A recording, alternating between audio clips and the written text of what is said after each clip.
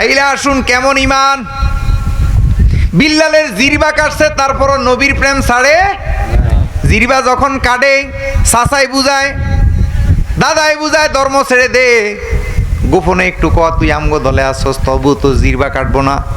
বিল্লালা কয় না না না, আমার জিরবা না, যদি আমাকে আগুনে পুড়িয়াও ফেলা হয় তারপরও আমি নবী মোহাম্মদ রে বলতে পারবো না। জোরে বলি আলহামদুলিল্লাহ।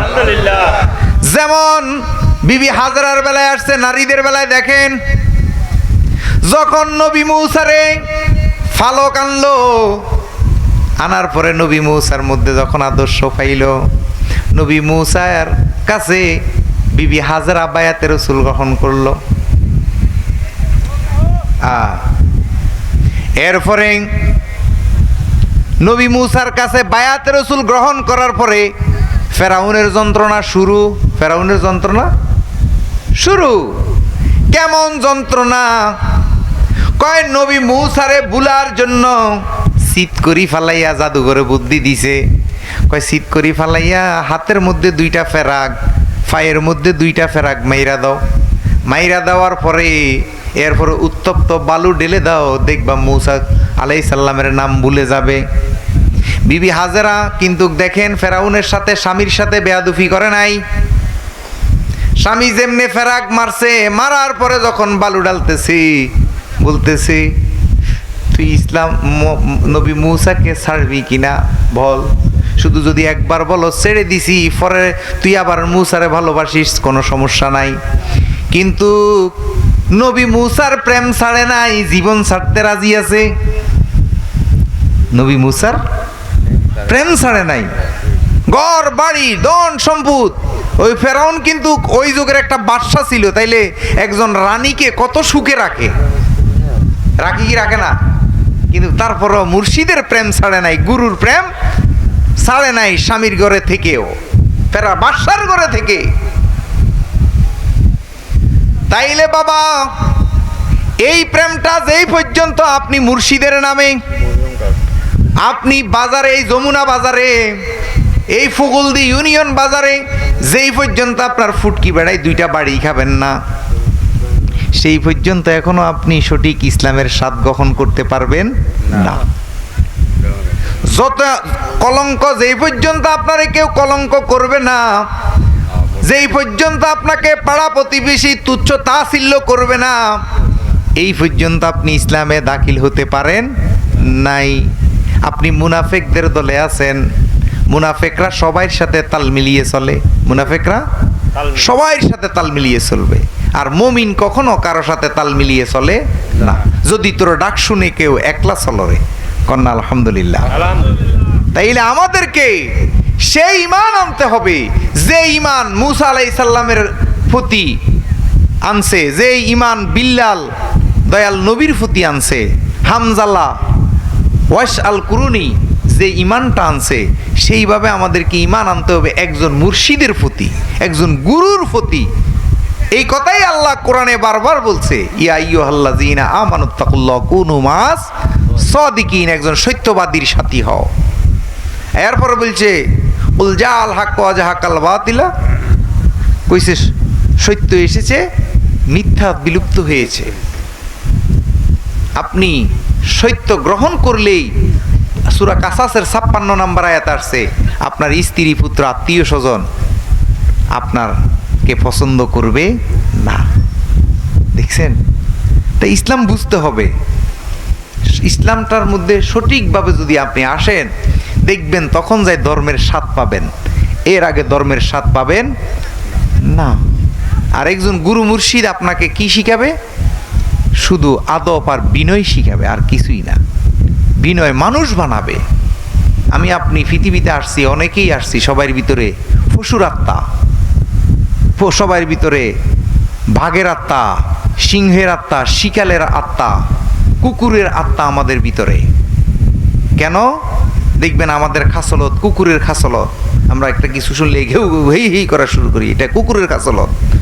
আমরা একটা কিছু শুনলে ঝাঁপিয়ে পড়ি, এটা কার খাসলত? এই আমরা কোথাও খাউন দেখলে লাভ দিয়ে পড়ি, এটা বাঘের খাসলত। কোথাও খাওন না ফাইলে সোলাই বলাই নিয়ে আসি, এটা সিংহের খাসালত। আপনার ভিতরে সিংহের আত্মা বিরাজ করতেছে, যদিও আপনার খাসাটা মানুষ। তাইলে আপনাকে এগুলা গুরুই বুঝেই দিব যে আপনি এখন সিংহের আত্মা নিয়ে আছেন, আপনি এখন গরুর আত্মা নিয়ে আছেন, আপনি এখন শিকালের আত্মা নিয়ে আছেন। এই গুরু আপনাকে, গুরুকে সময় দিলে, গুরুর সাথে থাকলে, সত্যবাদীদের সাথী হোক কেন বলছে? সূরা ফুরকানের 26 নম্বর আয়াতে বলছে, মানুষ কিয়ামতের মাঠে হাত পাও শুধু কামড়াবে কেন একজন সাধুর সাথে, কেন একজন সত্যবাদীর সাথে ছিল না, এই জন্য, আর কিছুর জন্য না। কোরআন খুলেন দেখেন, নামাজের জন্য, রোজার জন্য, হজের জন্য, কোরবানির জন্য, কিছুর জন্য আফসোস করবে না, শুধু আফসোস করবে কেন একজন গুরু মুর্শিদ, পীর মুর্শিদের সাথে কেন সময় দেয় না, এই জন্য হাত কামড়াবে। সুবহানাল্লাহ। কোরআনের মধ্যে স্পষ্ট লিখে গেছে। তাই ওলি আব্দাল গাউস কুতুবকে যারা আজকের আলোচনায় ছিল সূরা আহজাবের 58 নম্বর আয়াতে, যারা মুমিন নারী, মুমিন পুরুষদেরকে কষ্ট দিবে, তারা এই দুনিয়াতে সুস্পষ্টভাবে লাঞ্ছিত হবে। মূসাকে ফেরাউনে কষ্ট দিছে, ফেরাউনি কি লাঞ্ছিত হইয়া মরছে? না, বেহেশতি খোশবাস লইয়া মরছে, লাঞ্ছিত হইয়া মরছে। আবু জাহেল নবীকে কষ্ট দিছে, আবু জাহেলের কি দশা হইছে? আজকে 5 আগস্টের পরে ওলি আল্লাহর মাজার ভাঙচুরের পরে দেখছেন নি এই বিদুর্মীদের উপরে কি বলৎকারীর গজব, নারী দর্শনের গজব পড়ছে, আজকে কলঙ্কিত। এই জন্য আমি আজকের মাহফিল থেকে অনুরোধ রাখবো, এই কওমি জননী হইয়া, এই বলৎকারী গোষ্ঠীর মা হইয়া শেখ হাসিনা এই দেশ থেকে বিতাড়িত হইছে। বাবা তারেক রহমান, আপনি এদের আব্বা হইয়েন না, এদের আব্বা হইলে আপনারাও বিতাড়িত করতে, মারে যেখানে দেশে রাখে নাই, আর আব্বারে রাখবো? আব্বারও রাখবো না। তাই এখনই সচেতন হওয়ার দরকার, এই মূল্যবাদ থেকে, ধর্ম ব্যবসায়ীদের থেকে। এই সুফিমনা আজকে পাগল ফকির, একজন মানসিক প্রতিবন্ধী মাজারে যাইলে পাইবেন, একটা মাজারে গেলে পাগল ফকিরদেরকে, নিরীহ পাগল ফকিরদেরকে পাওয়া যায়। আর ওদের ধর্ম ব্যবসায়ীর আস্তানার মধ্যে পাগল ফকির পাইবেন, কাউরে আল্লাহর রাস্তায় খাওয়ায়? হ্যাঁ, ওরে ডাইরেক্ট কই এলাইছে, এক শালায়ও খিলে না। তারা শুধু আপনাদের থেকে নিবে, ওরে বাকির লোভে নগদ পাওনা কে সারে, তারা শুধু বাকিতে আপনাকে দিবে। আপনি কবরে পাইবেন, আসরে পাইবেন, মিজারে পাইবেন, শুধু বাকি। 1 টাকা দিলে 70 টাকা কই পাইবেন কবরে, হাতেরটা নগদ, হাতেরটা কি, আপনারটা কই বাকি। তো এটি কোন গাদায় বাকির লোভে নগদ ছাড়ে? যারা গাদা তারা বাকির লোভে নগদ ছাড়বে। আর আমরা দেখেন পীর ফকিরের কাছে নিয়ত করে, হইলে ছেলে সন্তান হইলে, ক্যান্সার রোগ ভালো হইলে, বিদেশের আকামা লাগলে, বিদেশে সুন্দর মতো যাইতে পারলে, তারপরেও লিয়াল্লাহ বেলাল চিস্তির দরবারে কিছু দেয়, যাইবার আগে নিয়ত করে। এখন যেখানে নগদ পাইব হিডারে রাখছে বাকি ওলি আল্লাহর দরবারে। আর ওলি আল্লাহর দরবারে যে পাইব, এটা আল্লাহর ঘোষণা। কার ঘোষণা? আল্লাহর ঘোষণা।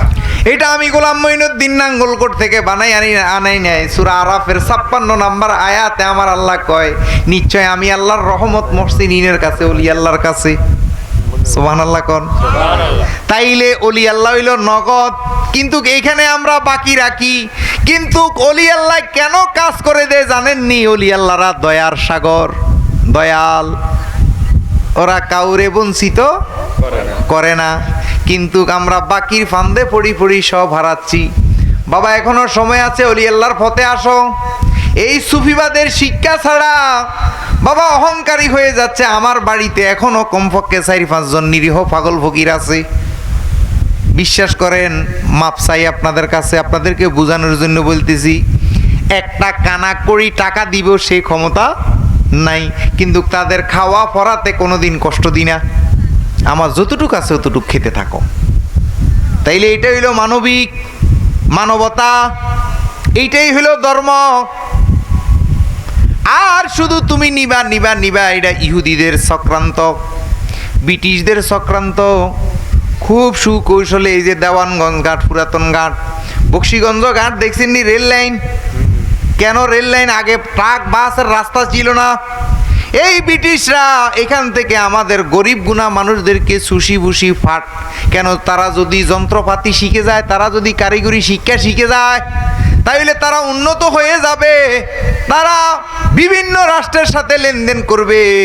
এখন যদি তাদের ভিতর এই আল্লাহর নাম দিয়া, ইসলামের নাম দিয়া, ধর্মের নাম দিয়া যদি খুব কৌশলে তাদেরকে অলস বানানো যায়, তাদেরকে কারিগরি শিক্ষা যদি না দেওয়া যায়, তারা শুধু ফাট চাষ করবে, ভুট্টা চাষ করবে, তারা মিল কারখানা অত্যাধুনিক যন্ত্র আবিষ্কার করা শিখবে না, তখন যাই তাদেরকে সারা জনম ব্যবহার করা যাবে। এই জন্য 1780 সালে ওয়ারেন হিস্টিন একজন ইহুদি, সে এই দেশে সর্বপ্রথম মাদ্রাসা প্রতিষ্ঠিত করে। 26 জন প্রিন্সিপাল এই মাদ্রাসার শিক্ষক ছিল, মুহতামিম ছিল, মুহাদ্দিস ছিল। থাকি বাবা, এখন আমার নাম গোলাম মঈনুদ্দিন, সবাই জানেন। এখন আমার নাম যদি এখানে কামাল বলি, আমার গ্রাম নাঙ্গলকোট হিয়াজোড়া দরবার শরীফে যাই কামাল কইলে আমার কেউ চিনবিনি, চিনবনি। তাইলে বাবা এই কোরআনের নামে কোরআন না, এই কোরআনের নামে কোরআন না বাবারে। তাইলে কোরআনের নাম কি? কোরআনের নাম হইল কোরআনুল হাকিম, কোরআনুল কারিম, কোরআনুল মাজিদ। তাইলে কোরআনের নাম কোরআনুল হাকিম, কোরআনুল মাজিদ, কোরআনুল কারিম না দিয়া কেন কোরআন শরীফ দিল? বাবা সূরা নিসার 1 নম্বর আয়াতে আসছে, আমি একটা নফস থেকে আরেকটা নফস সৃষ্টি করেছি। মানে আমার নফস থেকে, আমার আত্মার অর্ধেক থেকে আমার ওয়াইফকে, আমার স্ত্রীকে সৃষ্টি করছে। আর সারা জীবন আপনারা ওয়াজ শুনছেন যে বাম পায়ের ফাজরের হাড় দ্বারা হাওয়ারে বানাইছে, শুনছেন না? শুনছেন না বাবা? আমিও এটা শুনছি, শোনার পরে সারা কোরআন শরীফ তন্ন তন্ন করছি, কোথায়ও পাই না। পরে বাইবেল নামাইলাম, কেন এইটা সৃষ্টি করছে, এই মাদ্রাসা শিক্ষা সৃষ্টি করছে, এই কোরআনগুলা, কোরআন শরীফের নাম কোরআন শরীফ দিছে এই ওয়ারেন হিস্টিনরা, ইহুদিরা, বিধর্মীরা। তাইলে দেখি তাদের বাইবেলে কি আছে। বাইবেল খুলতে খুলতে দেখি তাদের বাইবেলের শ্লোকের মধ্যে লেখা বাম পায়ের ফাজর থেকে হাওয়ারে সৃষ্টি করছে। তাইলে বাইবেলের কথা তারা সারা জীবন প্রচার করছে, কোরআন শরীফের সূরা নিসার 1 নম্বর আয়াত প্রকাশ করে নাই। তাইলে এই যে ইহুদিদের শিক্ষা, এইটাই তো প্রমাণ করে